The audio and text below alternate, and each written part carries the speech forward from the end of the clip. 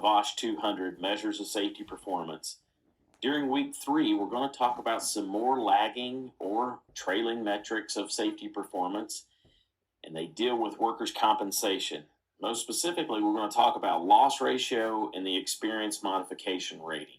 Loss ratio may be less familiar to many of you, but EMR or experience modification rating or EMOD or mod rate as it's commonly called, those are all different terms to refer to the same thing, is a much more common metric and oftentimes referred to as a better metric than the OSHA recordable incident rate or lost workday incident rate or DART rate. However, at the end of week 3, I think you're going to see that it has its problems and limitations as far as a performance metric, just as the OSHA injury and illness rates do. Before we dive in learning more about these two particular metrics, I want to take a brief moment to review some concepts regarding workers' comp. Now, these are concepts you may have heard in OSH 390, our workers' compensation class, or you will learn about it in OSH 390. So let's dive into those real quick. First of all, keep in mind workers' comp is highly state specific. In OSH 390, you have learned or will learn that the compensability of claims, what happens when a worker is injured and there's a dispute regarding benefits, is highly state specific. State law governs that. Well, it's no different when we talk about the other aspects of workers' comp, such as rates or how much an employer pays for the workers' comp premium. How that's calculated and also how much it costs can vary greatly from state to state. How employees can be classified and what kind of jobs they do and how much is charged for that type of job, as well as the renewal and cancellation requirements, in addition to the compensability of claims, benefits, how claims are resolved and adjudicated. All of this stuff varies greatly from state to state. So keep that in mind as we talk about these metrics. What state you're in can influence the numbers, not just with claims, but also how much employers pay. And experience modification is really wrapped up in how much more employers pay for workers' comp than it is a measure of the, or at least as it was intended to be, a measure of safety performance. Keep in mind, companies have options sometimes when it comes to their type of workers' compensation coverage they get or how they secure workers' comp. The most common one is the competitive market, and that's where a company goes out and shops for workers' comp coverage with various insurance carriers who are competing for the employer's business. This would be like you going out on the competitive market and buying automobile insurance or homeowners insurance or renters insurance. There's lots of different providers, and they're competing for your business. There are some states, however, that are monopolistic states. I think there's about 4 of those right now, and you would have read that in the assigned reading, the NCCI's guide or ABCs of experience modification rating. You'll find out there's about 4 states that are monopolistic. Monopolistic means you don't have a choice, or the employer doesn't have a choice in where they secure their workers' comp. It is through a state mandated and state ran system that the employers in that state and the employees that are covered in that state have to go through. A close by example for those of us here in Kentucky is Ohio. Ohio is a monopolistic state. They have the Bureau of Workers' Compensation there that, Bureau of Workers' Compensation claims, that takes care of workers' comp for the employers in Ohio. Now, there's state funds, high-risk pools, group self-insurance, and we certainly discussed those in OSH 390 in a little more detail. And then there's the individual self-insured companies. These are the folks who have enough assets on hand that they can insure themselves for workers' comp. They're not actually out buying workers' comp coverage. Now, they have to put up surety and guarantee with the state. It's basically saying, hey, we have enough cash, we have enough assets that we can insure ourselves. We're going to assume the risk that is associated with workers' comp claims, and we can pay for it ourselves. And most of these companies, that their job is, or what they're good at, is not paying workers' comp claims. So they hire third-party claims administrators. Sometimes these are actually insurance companies that they're hiring. They're basically paying somebody to pay their bills. So even with self-insured companies, you will see a presence of various workers' comp insurance companies, but it doesn't mean they're providing insurance. It just means they're paying the bills for them. And obviously, the states regulate self-insured companies on workers' comp. They have to report claims. They have to report other things regarding their assets and sureties on a periodic basis. The state's not just going to let everybody assume the risk for workers' comp. And those are usually the bigger companies. It varies how much assets and how much surety requirements they have to have. But most of the time, these are your bigger companies. They have to have enough money, enough assets to show that they can cover their own workers' comp. Most companies are not that large. They're going to be buying workers' comp on the competitive market. And as we talk about loss ratio and EMR, that's really what it pertains to most. Those are the people who are buying insurance. Now, first of all, know the players in the workers' comp game as far as coverage goes. We have agents or brokers. These are usually independent entities who serve as a middleman between the insurance carrier and the company or employer, I should say. And they also have to work within the confines of the state. The agents or brokers, they go out and shop the market for insurance.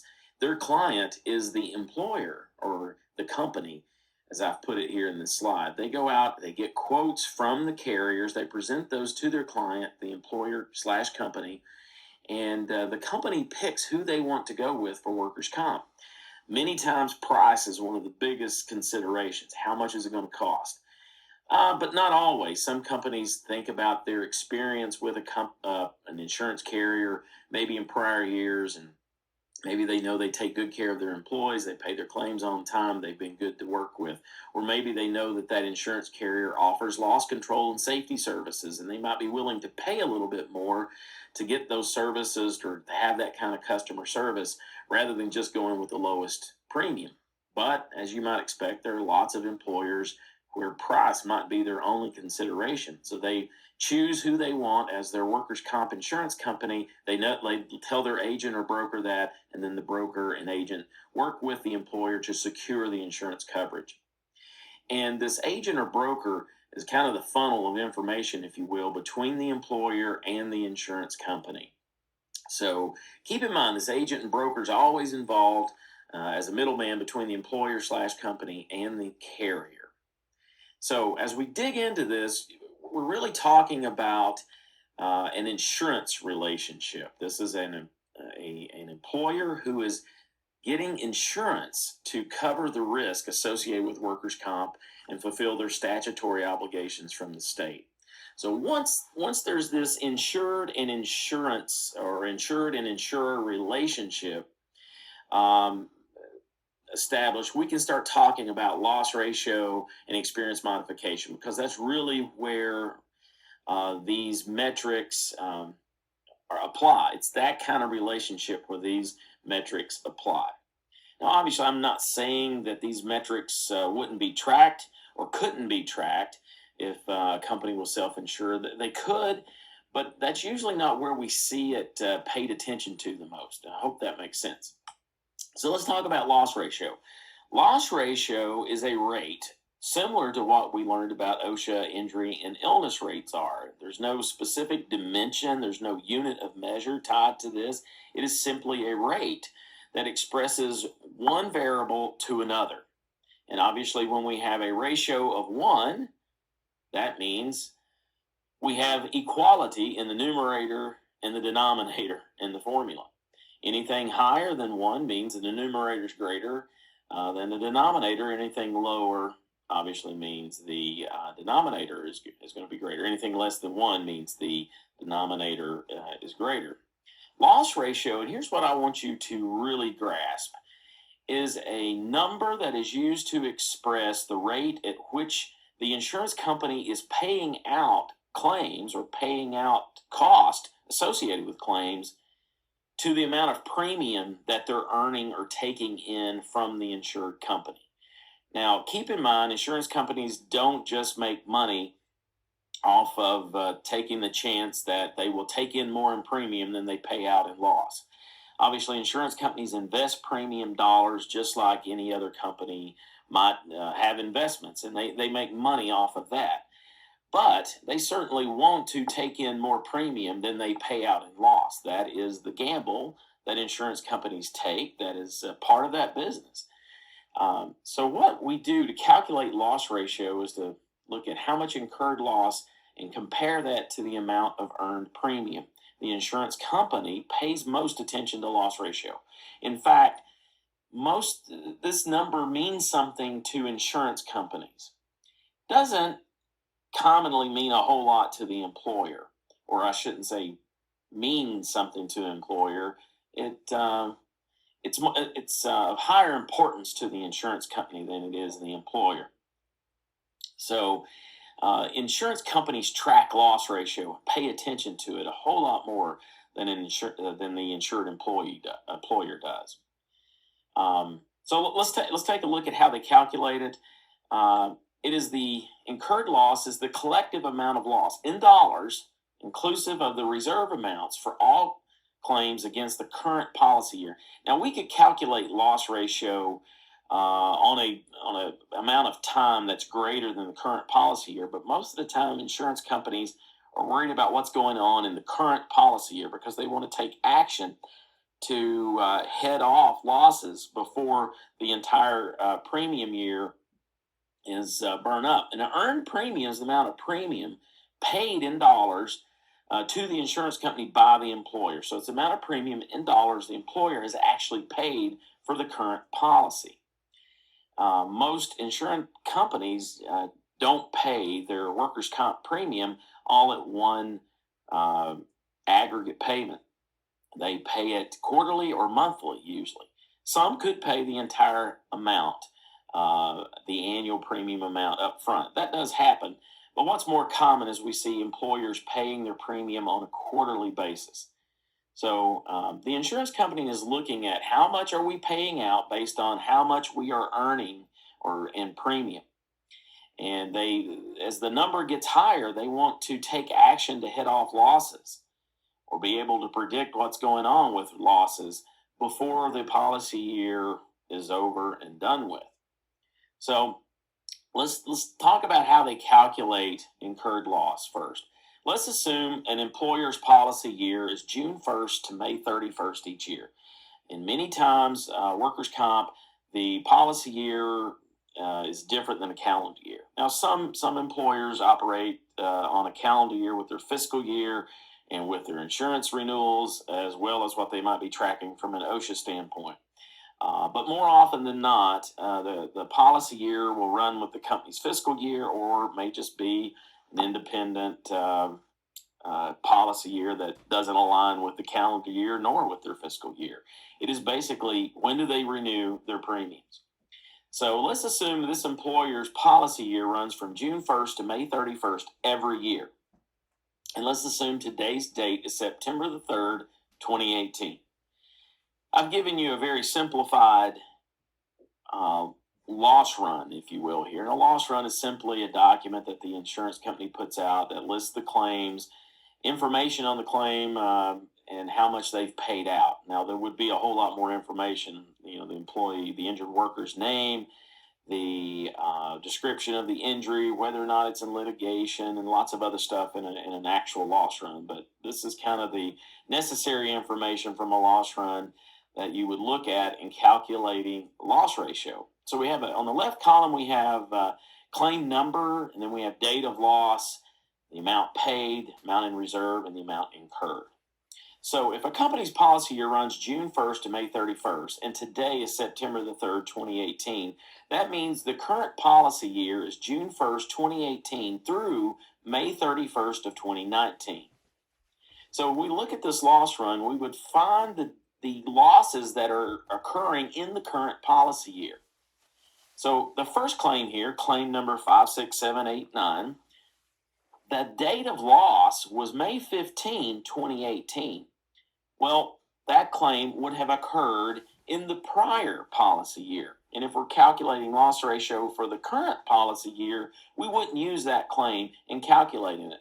So in this case, the $5,235 of incurred expense, and you'll notice here there's no outstanding reserve, meaning this is a closed claim. This $5,235 was not incurred in the current policy year. It was incurred in the previous policy year, which was June 1st, 2017 through May 31st, 2018. We wouldn't use that claim in calculating loss ratio for the current policy year. Now, if we wanted to calculate loss ratio for the previous three policy years, then yes, it would be used. But we're just going to talk about calculating incurred loss for the current policy year. So we wouldn't use claim 56789. However, if we look at claims 67891, 78910, and 89102, those are three claims that have occurred in the current policy year. The first claim occurred June 12th of 2018. So we know that falls between June 1st, 2018 and May 31st, 2019, as does the July 19 claim and the August 27 claim. And then if we look at the claim 67891, which occurred on June 12th, we see that the insurance company has paid out $1,234. Now, this was probably a minor injury. I don't know, maybe the employee sprained an ankle, maybe they had a few stitches at the emergency room, I'm not sure. Likely these were just medical bills that were paid. The employee's back to work, all the medical bills have been paid, and now the insurance company has closed out this claim, meaning that there's nothing left in reserve. So the incurred loss is actually the amount of the paid loss, which is $1,234. However, if we look at the claim on July 19th and August 27 of 2018, we'll notice that there's a paid amount, a reserve amount, and then the incurred amount.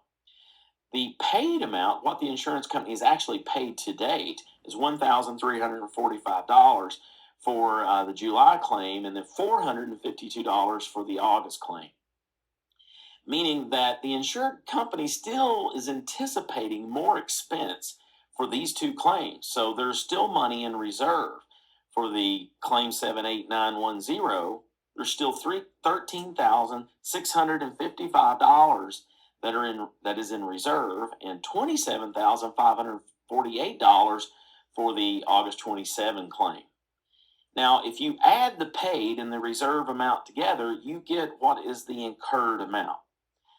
So what has been paid minus what's left in reserve equals the incurred. In other words, for an open claim to determine the incurred amount, we look at what the insurance company has basically set aside or anticipates paying for the claim. For claim 78910, they anticipated its value or the loss at $15,000 and the other one at $28,000. Those actually represent the incurred amount. Now, when those claims close, meaning all the bills have come in, this claim is settled, the paid amount will be the incurred amount, but not until then. So if we were looking at the current policy year, it's the last three claims, and we would look at the incurred amount. For claim 67891, that's $1,234. We would add that to the $15,000 for claim 78910 and the $28,000 for claim 89102. We add those three together, we come up with $44,234. That is the incurred loss for the current policy year. So we now have the numerator for our formula. Now we need to get the denominator, which is, earned premium, calculating earned premium. Still assuming the policy year is June 1st to May 31st, and today's date is September the 3rd, 2018. We need some more information, however, to calculate earned premium. We need to know how much is the annual premium and how frequently, or what's the basis for the payment or a payment period for this. And let's assume it's a quarterly payment.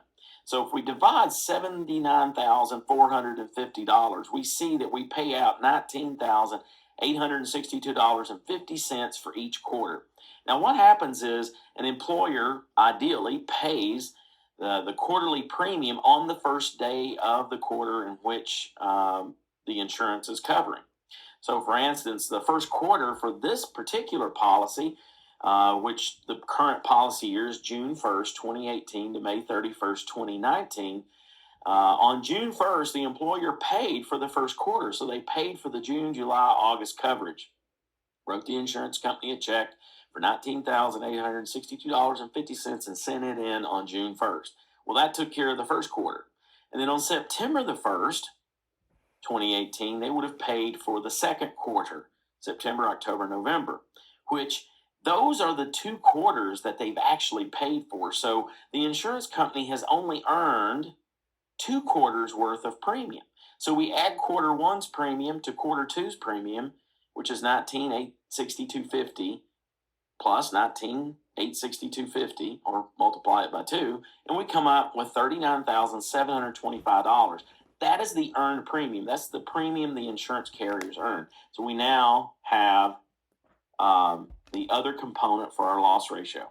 So if we look at incurred loss, which is $44,234, divided by the earned premium in the current policy year, $39,725, we see the loss ratio is a 1.11. And it's important to understand what this really means in everyday language. Basically, what this means is that for every dollar of premium that the insurance company is earning, or at least at this rate, they are paying out $1.11 in claim or loss. Insurance companies monitor this number because the higher it gets, the more likely it is they're going to lose money on this insurance policy. Now, it varies from insurance carrier to insurance carrier, but generally speaking, when this number is around a 0.6 or 0.7, basically meaning that for every dollar of premium they're earning, they're paying out 60 or 70 cents in claims, there's a good chance the insurance company's losing money. Because you got to realize that what they take in premium has to also pay operating expenses of the insurance company, such as rent for their office building, salaries for their employees, what have you. So when there's the loss ratio is around 0.6, 0.7, somewhere in that range, depends on who you talk to, the insurance company is probably losing money on this. So they want to take actions, and many times this is where the loss control consultant or the safety professional who works for the insurance company goes out, takes a look at the insured, looks at these losses. Is there something we can do from a safety standpoint to prevent these losses from occurring or manage the loss that's associated with the claims that are coming in? It's always rearward looking. Remember, loss ratio means more to the insurance carrier, generally speaking, than it does to the insured company. Insured companies should watch this. They should know about this number, but it is a metric most used by the insurance company, most valuable to the insurance company. That's loss ratio in a nutshell. There are more complicated formulas for this, but I find that most carriers are practical. They like the simple way to express this, and that's what I've included in this class. So let's move on to talking about experience modification rating. EMR, a much more commonly known and commonly used metric of performance, or I should say misused metric of performance. EMR. Some people call it the mod rate, the EMOD rating. The correct term is experience modification rating, and you read that in your assigned reading for this week. We're going to talk about EMR. We're going to talk about what does it mean from a safety professional standpoint. What does it mean? What value does it have as a metric of safety performance? We're not going to learn how to come up with the actual number that is the EMR. What I want you to understand is that number that is the EMR is a result of a fairly complex calculation and fairly complex formula that's put forth by the NCCI, and it's something that really best understood by someone who is an insurance actuator, which safety professionals are not. Generally speaking, we are not the ones actually calculating this number. So we're not going to calculate the EMR, but we are going to do some calculations that allows us to look into the information or the loss that is used in calculating the EMR, because that is what is critical to safety professionals in understanding the limitations of the EMR as a metric of performance, is understanding what data goes into the formula that the NCCIs of the world utilize in calculating EMR. Now, there's some chapters listed here in your PowerPoint. These refer to a book that myself and Keith Wirtz wrote back in 2008 called Chomp Comp, the Small Business Guide to Workers' Comp Premium. It's not a required reading for this class, but it is supplemental and something if you wanted to take a look at, you could do that.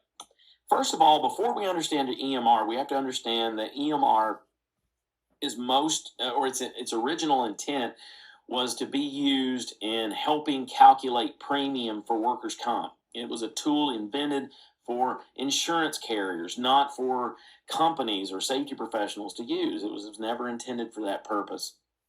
It was intended to be used in calculating premiums.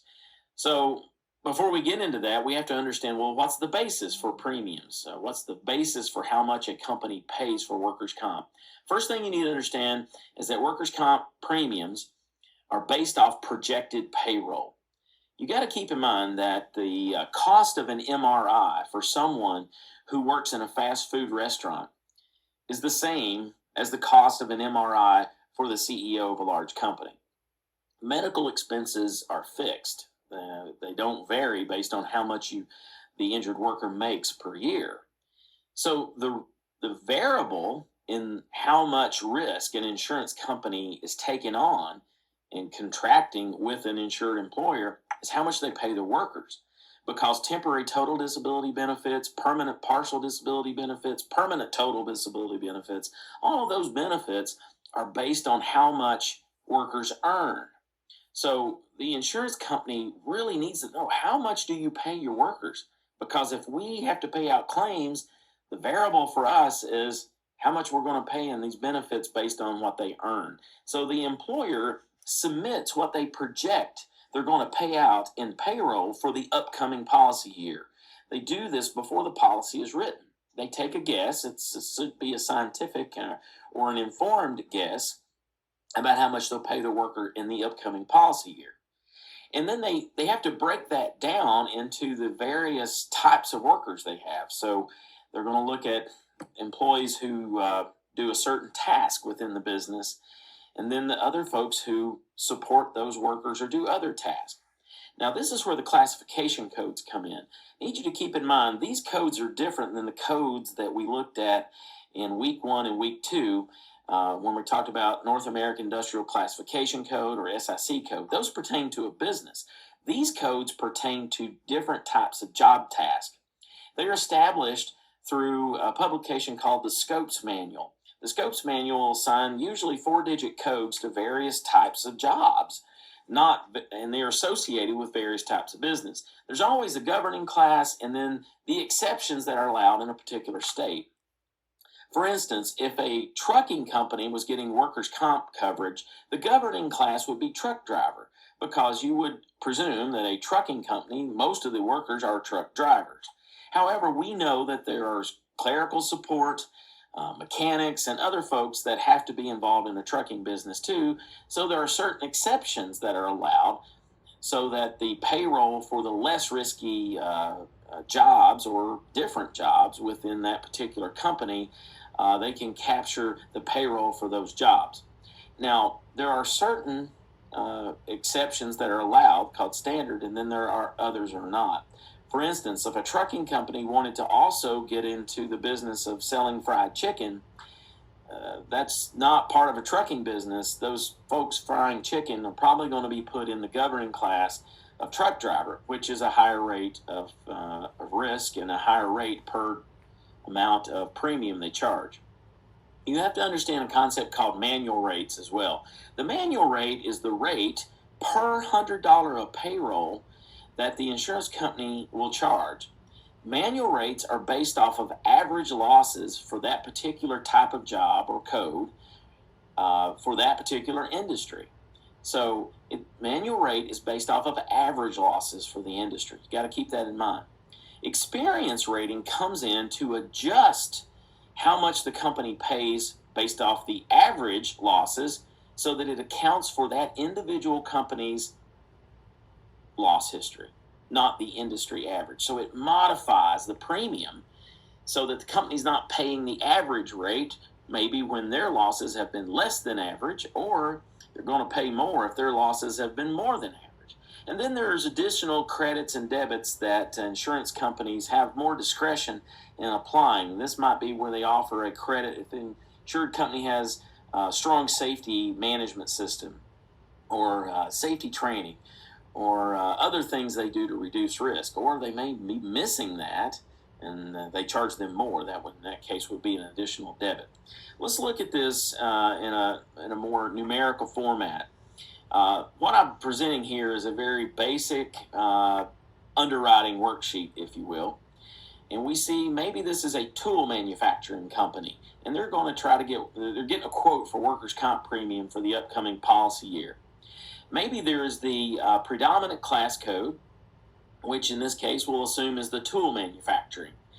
And the scopes code for that would be 3114. Now, I'm not sure that's the exact SIC, or scopes code for that. I made that up as a placeholder so that you see how this worked.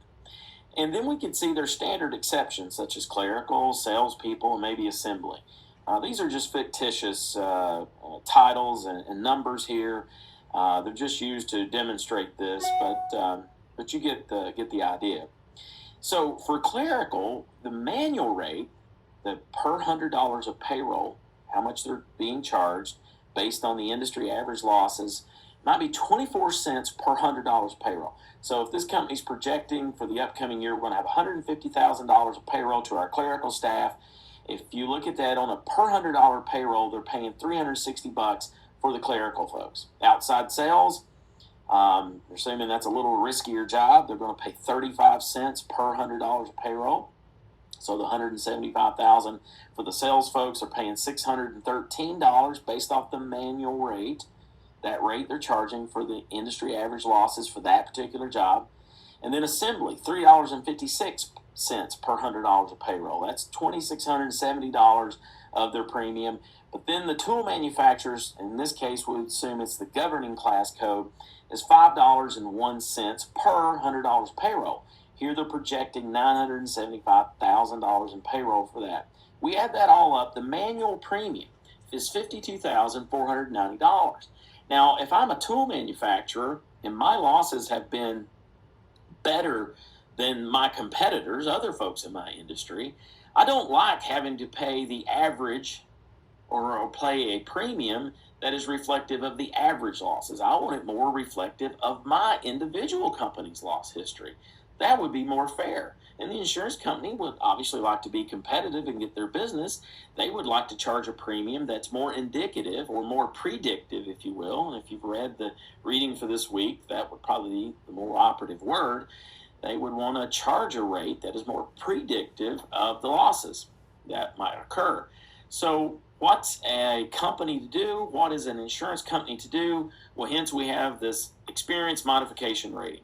It was created, its purpose is to be an equitable means of calculating premium. Equitable premium calculation, that was its purpose. It is to adjust the rate that a company pays, to adjust that manual rate so that it accounts for an individual company's loss history, not the loss history of all their competitors and everybody in that particular industry.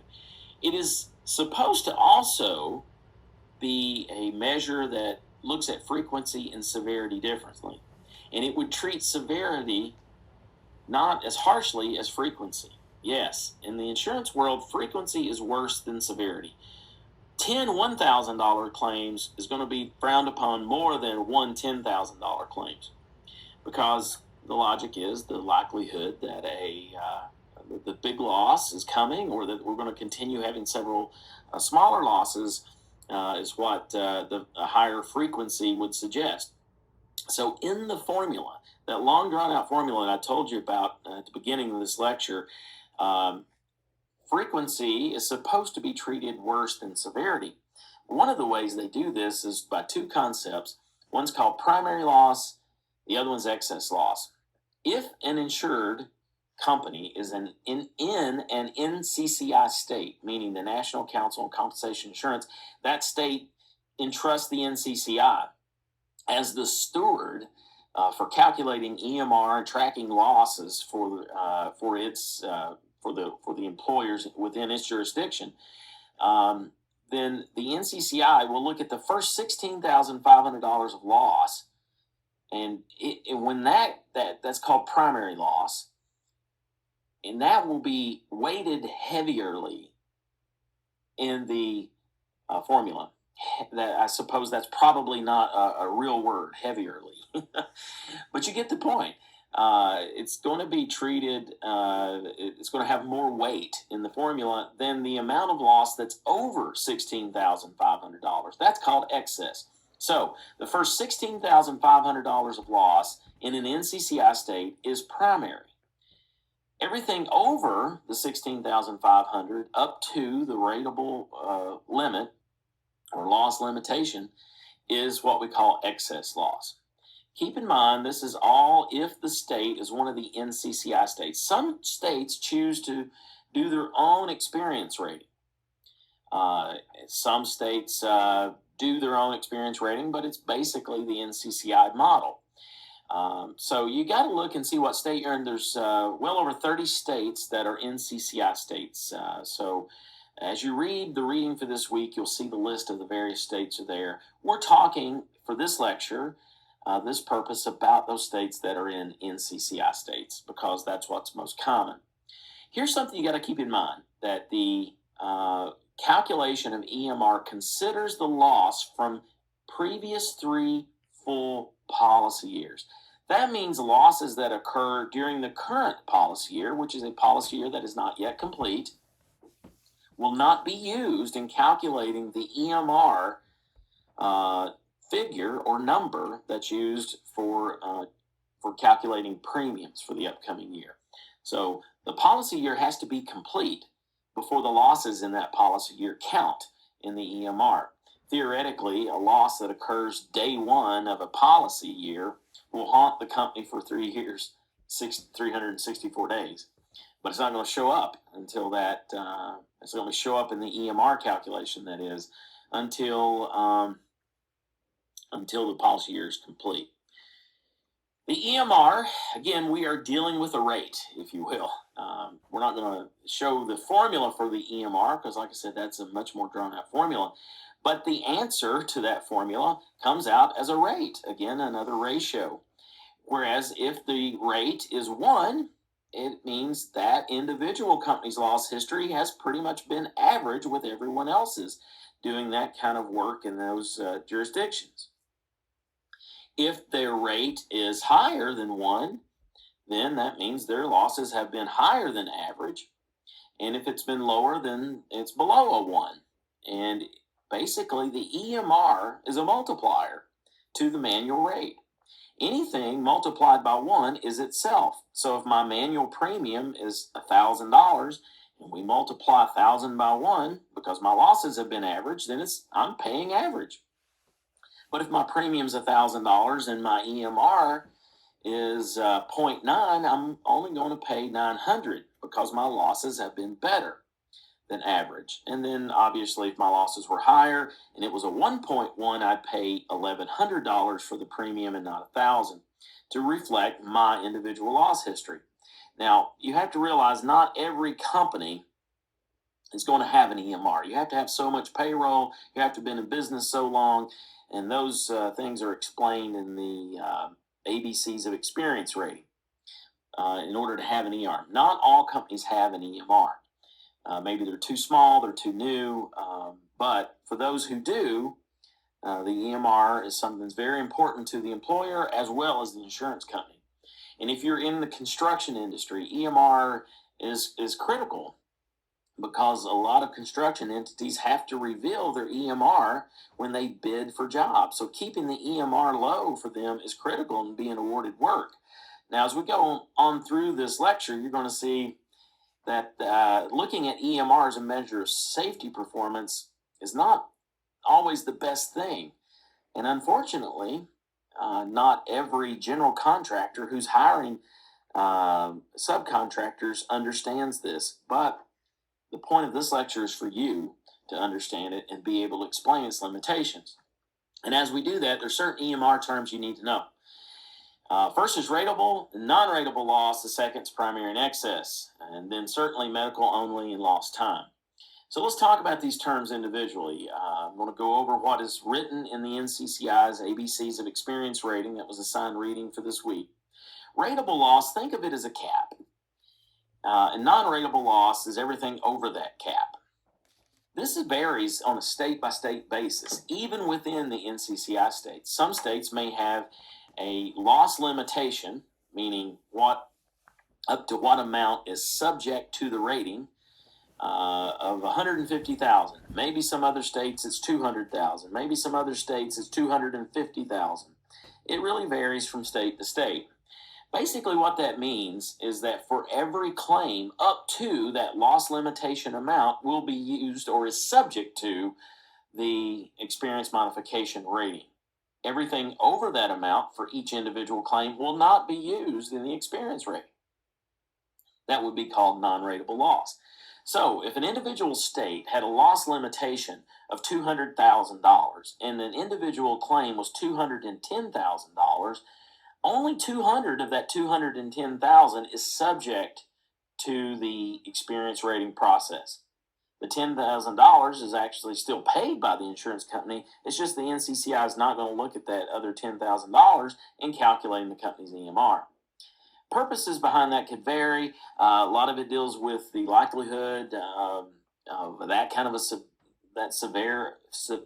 claim of that severity occurring again, and the statistics and probability associated with that. They don't want that to skew really large, extraordinarily large claims skewing the numbers. And also, we don't want an unusual claim that maybe the employer couldn't have did anything to prevent it, such as maybe an employee who was injured by a drunk driver on the highway who doesn't have insurance, putting them out of business or making it unaffordable to have workers' comp.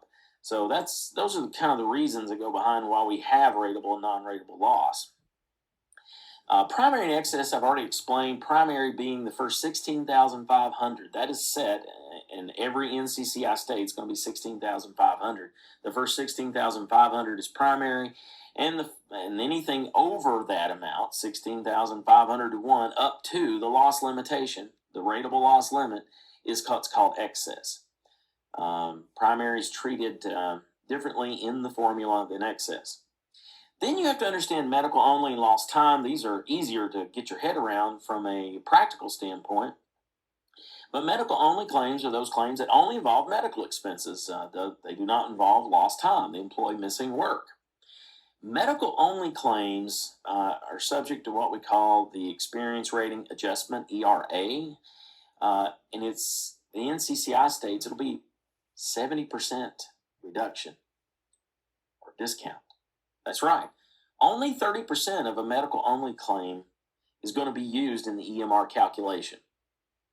Doesn't mean the insurance company doesn't pay all of that loss. They do. It's just that when the NCCI is calculating the EMR, if it's a medical only claim, only 30% of that loss is going to count. Obviously, there's an incentive here to manage claims. However, if it is a lost time claim, all of the loss will be used by the NCCI in calculating the EMR. Keep that in mind, and let's apply this to a couple examples. First, let's look at this example. We have company A and company B. Actually, it could even be the same company, but let's assume it's two different companies. Company A has a carpal tunnel claim, and let's assume the loss of this claim is $149,999. Maybe this claim has nothing to do with the hazards associated with the current employer. Maybe this employee for this carpal tunnel claim worked 15 years at an electronic assembly facility before coming to work for this employer. And suddenly they have carpal tunnel. Well, maybe company A didn't cause it, but since the employee is experiencing the symptoms, and maybe this is the first time they're getting treatment, they may have to own that claim for carpal tunnel. You'll understand the compensability aspects better from OSH 390, but take my word at this point, many times employers have to take claims that have nothing to do with the hazards at their work. Let's assume the loss for this carpal tunnel claim is $149,999. Company B could have a catastrophic claim. Maybe this claim is where an employee has fallen because they weren't wearing fall protection. Maybe their supervisor doesn't wear fall protection either, and this employee was hurt severely in this fall. It's requiring extensive medical treatment, time away from work, and maybe have some permanent disability associated with it. And let's say the loss is $247,345. If the loss limitation in the state where Company A and Company B are located is $150,000, I want to ask this question: how much loss? How much of the $149,999 counts toward Company A's EMR?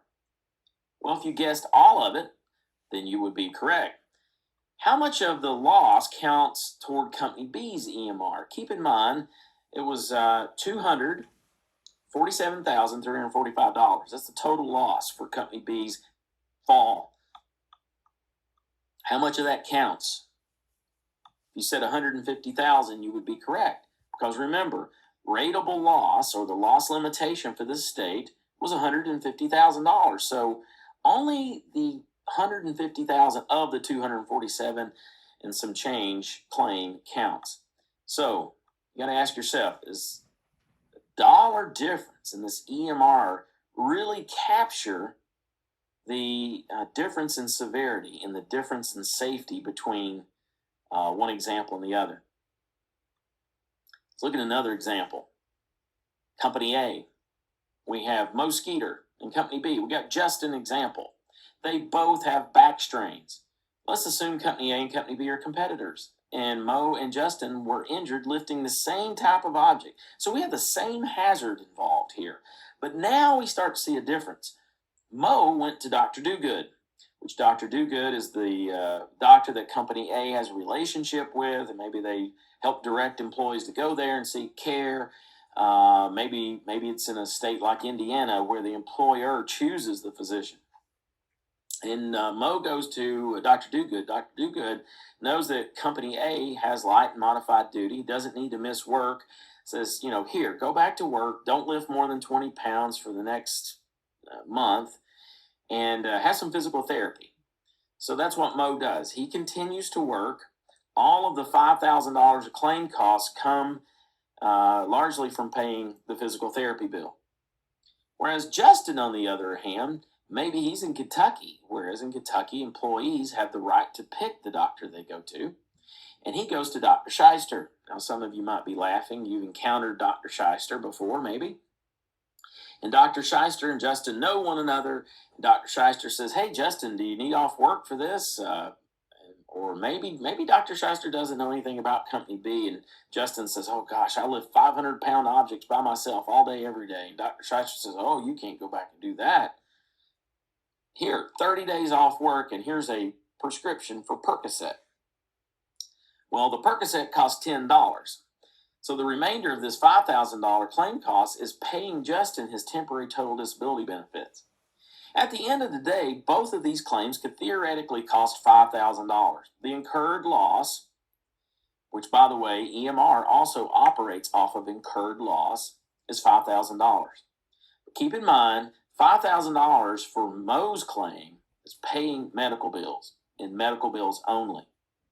Whereas the $5,000 in Justin's claim is going to pay for his lost wages while he's off work, a lost time claim. So how much loss counts toward Company A's EMR for Mo's claim? Well, if you answered $1,500, you'd be correct. Because remember, medical only claims are discounted 70%, meaning only 30% of the loss for a medical only claim is used in calculating the EMR. However, if you look at Company B's EMR, how much of that $5,000 for the Justin's claim? All of it. Why? Because it's a lost time, and there's no discounting for that. Keep in mind, loss for med only reduced by 70%, meaning only 30% of it's used by the EMR. So after you see example 1, example 2, you see EMR is a better measure of how we manage claims rather than how we manage safety. Keep in mind, example 2 particularly, there's no difference in the hazard. There's no difference in how company A and company B are controlling hazards. The only difference is how they're managing the claims, or where they're at in a particular, what state they're in, and who's the medical provider giving the treatment, in their opinion. Therefore, it's claims management metric maybe, but not necessarily a safety management metric. And that's the point I hope you take away from this, is that EMR many times is a better measure of how we manage claims than safety. I've said this before, and I want to reiterate it again. I'm not saying claims management is not important. Most safety professionals have to engage in controlling the loss for a company, and that's what you get hired to do. We should control loss. That is part of our job, but we cannot call claims management safety management, because safety is all about the prevention of the injury from in the first place. Is about trying to remove the hazards and risks that cause the claims. So EMR, better measure of claims management rather than safety management. So at the end of the day, keep in mind this EMR is a number, is a rate where we modify manual premium. Its purpose was to do this. It was never invented to be a measure of safety performance. It was invented to be a way to modify manual premium so that employers, what they pay is equitable based on their individual loss history, and to be somewhat predictive for an insurance company.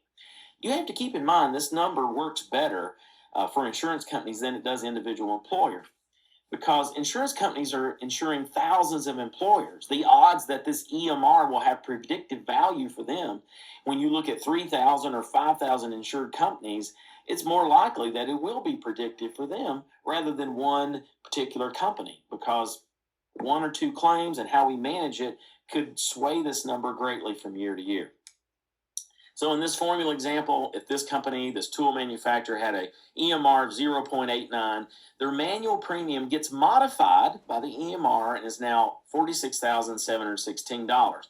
Well, that's not where things stop. Insurance companies still give credits, or they might actually charge you extra regarding on management commitment or lack thereof, safety management systems or lack thereof, employee selection and training or lack thereof. Obviously, you see where I'm going with this. It all depends whether you're doing a good job or bad job, whether it's a credit or debit, whether you're going to get charged or get an additional discount. Things such as safety devices, where you're located, do you take care of the facilities or the pigsty? This is where loss control representatives, which many of you will be, your report, your assessment of these companies go into play.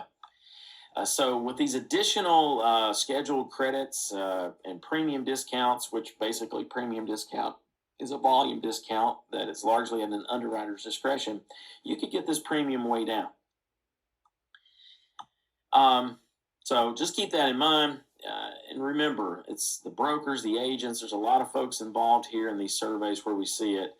And these are really loss control and things we do to prevent injuries. These are the things really we should be measuring more so than this number that's totally tied to loss dollars in a formula that helps charge premium, not predict injuries. It helps charge premium largely based on claims management more so than what we're doing to address hazards and risk. I'm not saying the EMR is not useful. It is. I'm not saying it's not important. It is. It's just we have to understand its proper purpose and what its limitations are. So I hope this helps you understand the concepts covered in week 3 much better. If you have any questions, please reach out to the instructor or the facilitator. Have a great week 3.